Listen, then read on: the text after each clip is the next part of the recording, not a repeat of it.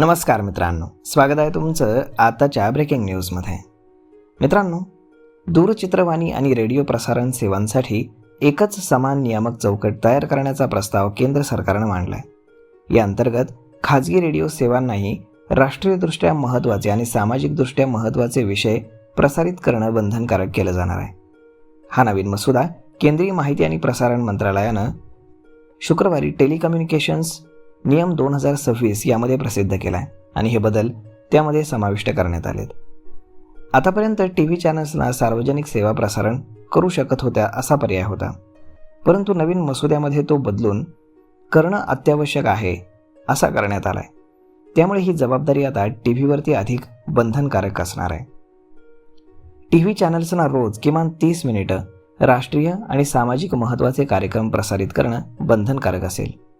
हे कार्यक्रम सकाळी 6 ते रात्री 11 या वेळेतच प्रसारित करावे लागतील. खाजगी रेडिओ स्टेशन्सना दररोज किमान 1 तास असे कार्यक्रम द्यावे लागतील.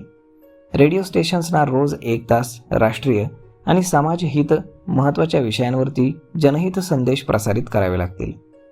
खाजगी FM रेडिओ न्यूजची मागणी अपूर्णच देशातील खाजगी FM रेडिओ स्टेशन्सना बातम्या प्रसारित करण्याची परवानगी देण्याची दीर्घकाळ मागणी देखील या मसुद्यामध्ये मान्य करण्यात आलेली नाही.